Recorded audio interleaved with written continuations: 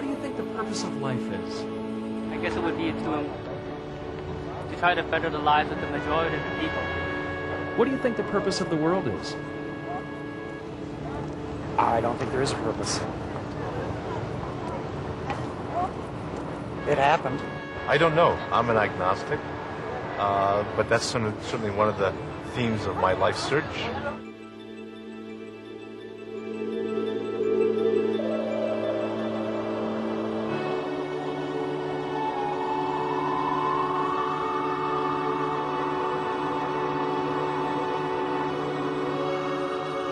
Since the dawn of history, man has sought to understand his world.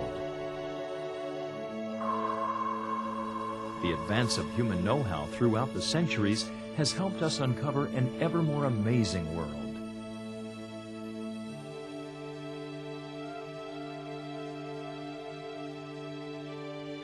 It's given us greater power over the materials with which we build, helped us move faster and further toward wonders just waiting to be discovered.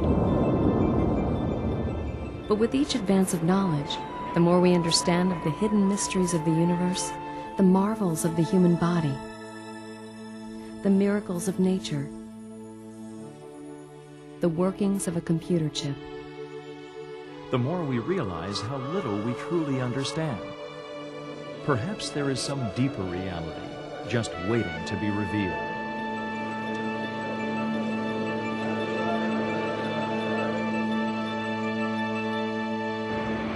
In the past 200 years, mankind has discovered, invented, and produced more than in the entire span of recorded history.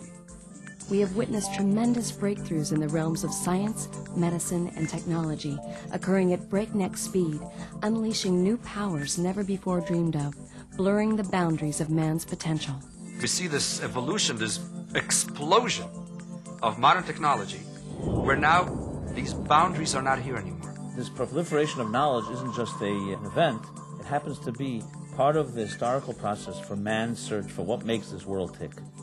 Man's search for the underlying unity behind all the phenomena that we witness. The development of technology is forcing people to confront a crucial existential issue. What am I? Am I content to be a merely smarter animal that can create more clever tools to live a more powerful animal life? Is that enough? No longer are material pursuits satisfying. You know, you just go through stages and stages of acquiring more and more material things, but you get to a place where you realize, you know what, there's a soul inside a body that's aching and searching and searching. The search has taken us around the world and across the universe, seeking answers to the age-old questions. Why was the world created? What is the purpose of life? Science has its way of offering answers, and religion has answers of its own. But are science and religion as far apart as they seem? Traditionally, when science first came on the scene, many people saw it as science and technology as somehow being a contradiction to religion, a contradiction to God. And what we're seeing happen is more and more scientists, including Nobel laureates and the like, who are proclaiming that their studies are bringing them into a greater appreciation and insight into the workings of God and His creation. In the midst of our technological revolution, Time magazine asked scientists about the concepts of a deity, the origins of the universe, and the beginnings of life on Earth. They cite an intriguing book about God, Cosmos, Bios, Theos, produced not by theologians, rather by 60 world-class scientists, 24 Nobel Prize winners among them. Co-editor and Yale physicist Henri Margenot concludes there is only one convincing answer for the intricate laws that exist in nature. Creation by an omnipotent, omniscient God. Wisdom is developing on the secular front, is no longer secular, but is actually enables us to develop a greater insight and appreciation into God's workings in His creation. And moreover, these scientific insights also seem to reveal God's purpose, the alleviation of human suffering. The doctor was explaining to him, we take veins out of the leg and use them to replace the veins in the heart. How is it that you can walk afterwards? He said, because there are extra veins in the leg. Guess what? There are extra veins which are almost never used. So he said, it seems that God put them there so that when we'll be able to do surgery, we'll have something that can repair the heart. Now, we look at these discoveries and these inventions as gifts from God. God wants us to have these things at this time. The deeper question is, why does he want them to have it at this time? In all the thousands of years of history, all these great inventions came about all about in the same period of time. On all fronts, biological, medical, technological, and industrial fronts, the question is why? Why now and why all at once? There have been discoveries and inventions in previous times, but they were relatively few and far between. The inventions of the wheel, the catapult, and the discoveries of gunpowder and even fire. However, in more recent times during the scientific and industrial revolutions, historians are astounded that advances have happened so quickly, with amazing synchronicity and with such acceleration. Could this sudden explosion of knowledge be simply random or accidental? Perhaps the fastest development of all has been in information technology. Suddenly, we're all connected. Knowledge is available to anyone, anywhere, at the click of a button. Who could have imagined, even a few short years ago, how much knowledge and power could be unleashed by today's computers? Was this a normal evolution of technology? Or was it perhaps a part of a master plan by a creator? Could this sudden explosion of knowledge be simply a random occurrence? According to a 2,000-year-old classic work on Jewish mysticism, it's not random at all. It is purposeful, and it was predicted. The Jewish mystical writing is the Zohar. The Zohar, the classical book of Jewish mysticism, authored by Rab Shimon Bar Yochai, makes a prophetic statement that in the Hebrew year 5600, which is the equivalent of the year 1840, there'll be a great explosion. The well springs of knowledge will open up, both knowledge from above and knowledge from below, which is taken to mean both spiritual knowledge, Torah knowledge, and secular knowledge. And the reason for this proliferation is because it's a prelude and a preparation for the Messianic times, when the world will be filled with divine knowledge as the waters cover the sea. A prophet said this 2,000 years ago when all these things didn't exist. Obviously, there must be something behind it. And the answer is, in order for God, which is spiritual, and the world, which is material, to blend together, the only way was going to be through a breakthrough of nature.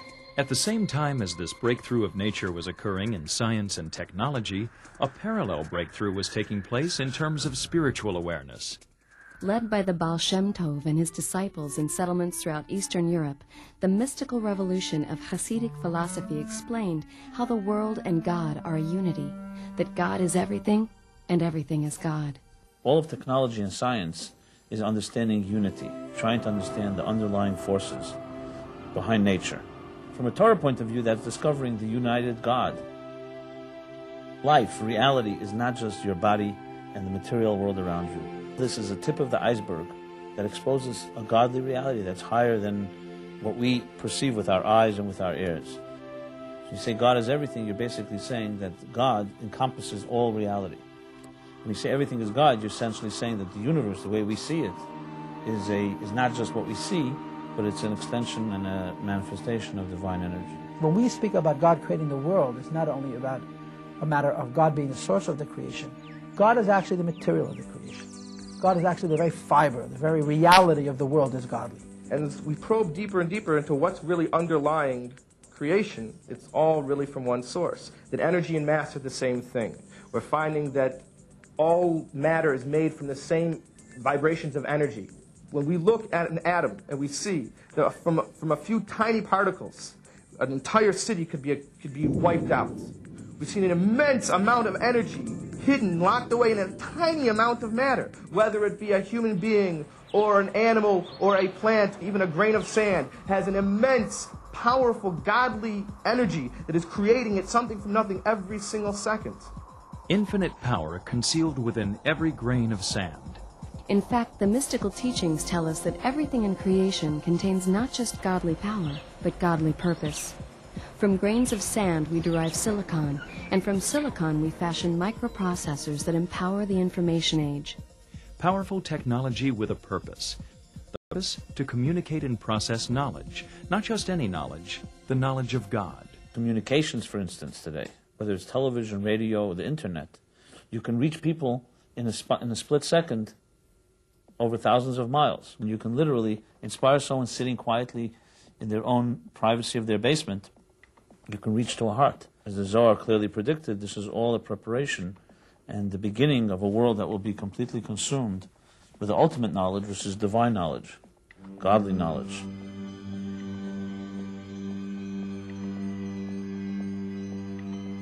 Communications technology now offers an apt metaphor for God's all-seeing, all-knowing presence in the world. It says in the Mishnah in Pirkei Avos, in the Ethics of Our Fathers, there's an eye that sees and an ear that hears, and everything is transcribed in a book. And now we see that instantaneously things are seen, heard, and recorded anywhere in the world by anybody. The knowledge can disseminate. There's no physical barrier. There's no place where the knowledge can't reach now. We know when we send a radio wave, it doesn't just go where people have radios. It's going where people don't have radios. In fact, a radio wave goes out into space forever and ever and ever, and if you want to go catch it and you have a nice big enough radio, you'll pick that up too. You can get the St. Louis Cardinals game from 50 years ago if you want to go far enough in space and you have a big enough radio. We take this knowledge that we have and use it to express age-old truths about God and godliness in the world so that people could turn on a television, the internet. People could use all of these existing technologies and use them as means to deepen their connection to God. Do you think there's a God? I don't know. He's never come and said, "Hi, I'm God," so I really couldn't tell you. I believe that there is supernatural powers beyond what we see in the rational world. I believe in heaven. I believe in going there. The great paradox of the modern world is that while science often describes and helps us appreciate the reality of godliness underlying creation, at the same time, the spiritual dimension is hidden and concealed from us. This hidden nature of God also has a purpose. God has created a world where He creates the possibility for human beings to altogether deny His existence. It's by His design that this world is a perfect concealment of God's existence. Why did He do it? He wants something that should come from us. In order to accommodate that, He has to completely erase His steps. He has to completely remove Himself so that having a relationship with God should not be a deduction. Worship Him, but rather it should be a personal choice. And He wants us to discover Him, as Abraham did. He was the first Jew. To discover Him, recognize His existence, and moreover recognize that it's in our best interest to worship Him. When you create something from nothing, that thing has to constantly have a motor which makes it run. And that motor is God. The moment God says, close the motor, everything vanishes. And therefore everything must be God, and God is everything. However, God is in His great ability, was able to make even things that don't look like God, but really they are God. The areas which are totally negating God, that is also God. Wisdom comes from God. Now let's think about this in simple terms. Every one of us has had a problem, intellectual problem. What do you do when you're confronted with an intellectual problem? You think about it. You try various strategies. Let's suppose you fail. What do you do then? Sleep on it overnight, try it again the next day. Suppose you try the same strategies over and over and they fail. After a certain number of times, often an answer comes. Where did it come from? A spiritually sensitive person knows that these insights that come from nowhere come from capital N, nowhere. They really come from God. The spiritual dimension here is to feel yourself in touch with God, to feel the gift that God is giving to you. It's a challenge to see God in the physical world. It's a challenge to see God in the history of man. And it's a challenge to see God in one's own self. God's gift of free will offers mankind a choice. We can try to see His presence in the world, or we can choose to ignore it. By the same token, we can look at our modern technological advances as gifts from God, or we can fail to appreciate their godly purpose. We can even turn God's gifts against ourselves. We have the capacity for the first time in history to destroy ourselves. Then that forces the question, who am I? What are we? What are we going to do with this capacity? We're not playing anymore. Free will is the most profound gift that God has given man, because free will is one of the great dichotomies of existence. In His infinity, God has created an impossibility, a logical impossibility. We are totally governed by Him, and we're free. We're independent of Him. According to the same mystical writings that predicted the explosion of material and spiritual knowledge, we can use our free will and technological capabilities to spread the word of God, perfect the world, and bring on the Messianic age. Maimonides cites it very clearly. He says, it will be a time where there will be no war and no famine, there will be no jealousy and no hate, because the world will be fulfilled with the pursuit of knowledge, divine knowledge. So materialism will no longer be an end in itself as it is today, people just making money in order to make money. It will be a means to a higher end, to serve God. If we are living in a world of unprecedented unity, and a world filled with divine knowledge, is there any reason why war, sickness, and human suffering exist in a world that an omnipotent, omniscient God has created? The first 6,000 years of history, corresponding to the first 6 days of creation, are years where the world is going through growing pains, self-perfection and correction. And the 7th millennia is a perfect Sabbath-like rest where God's essence is expressed in the world. These 5,760 difficult years that we have experienced in this world are only a preparation. This is equivalent to a pregnancy. So that with God's help, we are collectively going to give birth to the great redemption. It's a process that began with Adam and Eve thousands of years ago. Any good deed done, every self-sacrifice, every time someone, God forbid, died for their beliefs, a building block was put into place. So when the Messiah actually comes and there's a redemption in the world, it's not a magical thing that suddenly happened. It's an accumulative process that began thousands of years ago that now comes to fruition. And the reward is a messianic world, a perfect world, a godly world, where being a human being and doing what God wants is not untrendy. We have become so accustomed to life as it is today, we think this is real. You know, imagine you go into, you're sitting in a dark room. You'll sit there long enough, you begin thinking this is natural, this is healthy, this is where you belong. And someone says to you, no, there's a light out there. And you say to yourself, no, there's no light, this is it. Essentially the message of Mashiach, the message of redemption is that, no, there is a light. You don't have to be stuck and resigned to the status quo. The world is not the way it seems to be. We're not stuck in our place. There's a light at the end of the tunnel. We're right at that threshold of that light right now. It's essentially seeing reality as opposed to seeing illusions. So the material world is very much like a veneer that shrouds, like a curtain, that you can't see behind the curtain. And the purpose is, which is the purpose for why God created the universe, was to create a dark world, and for us to bring the light in, that we should be wise enough, sensitive enough, to experience and to appreciate the godly energy within everything that exists. Appreciating the godly energy in everything that exists will not in itself bring on a perfect world. But rather, in the physical world which God created, physical action is required. And that decision God has left up to mankind. The choice between selfishness and selflessness.